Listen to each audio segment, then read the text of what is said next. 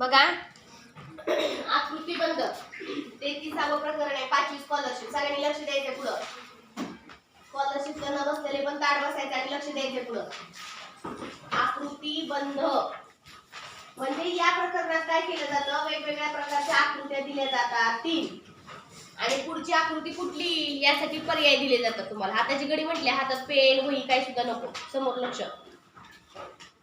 किंवा काही काही प्रश्नांमध्ये काय दिलं जातं, संख्या दिल्या जातात आणि याच्यानंतरची संख्या कुठली येईल असा प्रश्न विचारला जातो आणि तुम्हाला खाली पर्याय दिले जातात 4. विचार करून तुम्हाला त्या 4 पर्यायांपैकी एक बरोबर पर्याय आपल्याला डोकं लढवून आयडिया काहीतरी लावून किंवा काहीतरी नियम लावून तुम्हाला ते बरोबर ओळखायचं असतं आकृतीबंधामध्ये. आता ह्याच्यावर काय शिकवण्यासारखं काही नाहीये, आपण फक्त काय करू ह्याच्यातले 2-4 प्रश्न बघूया म्हणजे तुम्हाला कळेल की आकृतीबंध या धड्यावर कसे प्रश्न गणिताच्या प्रश्नपत्रिकेमध्ये येतात. तर सगळ्यांनी ताट बसा. गाईड मधला पहिला प्रश्न बघा.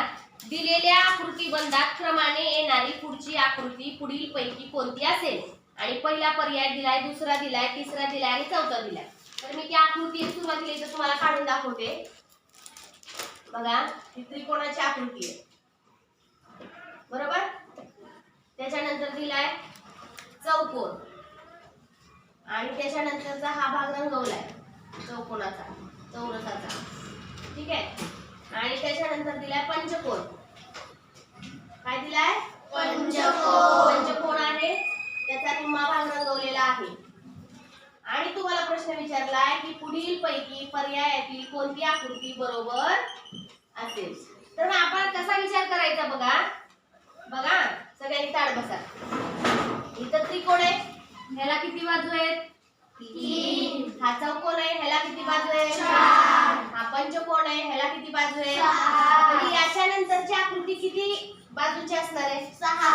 हे आपण लक्षात घ्यायचं. आणि आता ह्याचा बघा, पहिल्या आकृतीचा तुमचा डावा भाग रंगवलाय, उजव्या आकृतीचा तुमचा उजवा भाग रंगवलाय, पुन्हा तिसऱ्या आकृतीचा डावा भाग रंगवलाय. म्हणजे या ठिकाणी अशी आकृती जर आपण काढली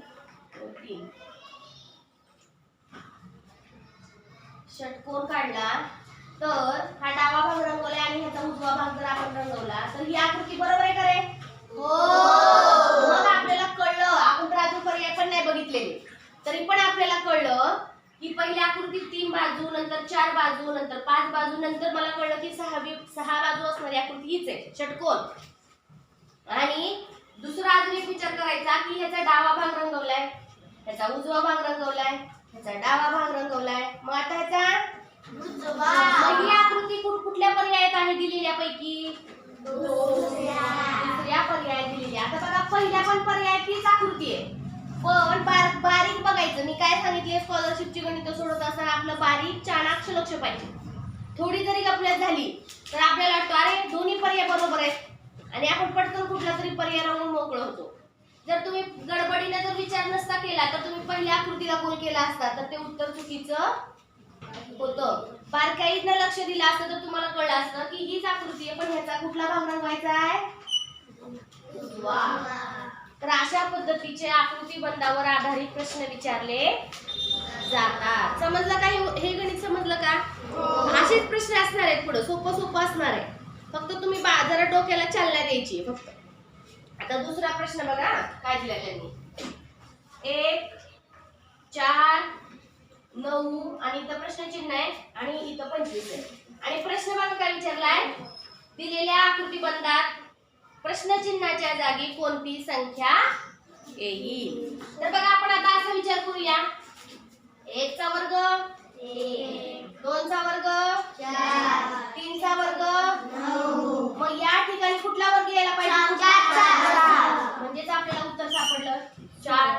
हा कितीचा वर्ग आहे? 5. म्हणजे या ठिकाणी वर्ग दिलेत आणि आपल्याला त्याची संख्या शोधायची. कुठल्या संख्येचा वर्ग? म्हणजे काय तुम्हाला जास्त असं टेन्शनचं वगैरे काम होतं का? म्हणजे आपले वर्ग पाठ पाहिजेत, आपले घन पाठ पाहिजेत, आपल्याला 1 ते 100 मधल्या कुठल्या संख्या किती, कोणता अंक किती वेळा येतो हे आपलं पाठ पाहिजे. त्याच्यावरच अशा पद्धतीचे प्रश्न आहेत आकृतीबंधाच्या धड्यामध्ये. मग या ठिकाणी 4 हा पर्याय क्रमांक दिलेला आहे.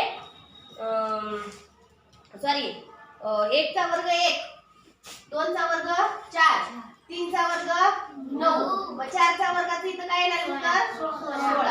म्हणजे प्रश्न चिन्हाच्या जागी 4चा वर्ग 16 येणार. मग 16 हे जे उत्तर आहे ते कुठल्या पर्यायामध्ये आहे? पहिल्या, दुसऱ्या, तिसऱ्या का चौथ्या? म्हणून पर्याय क्रमांक 2 बरोबर आहे. आता तिसरा प्रश्न बघूया आपण. बघूया काय?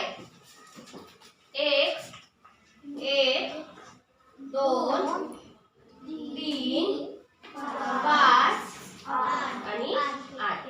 आता बघा बारीक जर आपण लक्ष दिलं तर या ठिकाणी वर्गाचा काय प्रश्न नाहीये, इथं वर्गाचं नाहीये, घनाचं नाहीये. मग काय होतंय? हा, तर बघा ह्या पहिल्या 2 संख्यांची जर आपण बेरीज केली तर बघा सगळे समोर लक्ष द्या. 1 आणि 1 2. मग काय करायचंय? 2 संख्यांची बेरीज म्हणजे पुढची संख्या येते असं त्याचा विषय. मग 2 आणि 3 5 म्हणजे पुढच्या 2 संख्यांची बेरीज म्हणजे ही संख्या आहे. मग आता ह्याच्या नंतर जी संख्या आपल्याला विचारली काय येईल? मग ह्या दोघांची काय करावी लागेल? 5 आणि 8 म्हणजेच तुम्हाला कळलं असेल की हा आकृतिबंध पूर्ण करण्यासाठी 2 संख्यांची काय केली? बेरीज केली. ह्या 2 संख्यांची जर बेरीज केली तर आपल्याला पुढची संख्या मिळत आहे. समजलं का? आकृतिबंधावर आधारित अशा पद्धतीचे अंक, संख्या, वर्ग, घन किंवा आकृत्या अशा पद्धतीचे प्रश्न तुम्हाला विचारले जाणार आहेत. लिहून घ्या.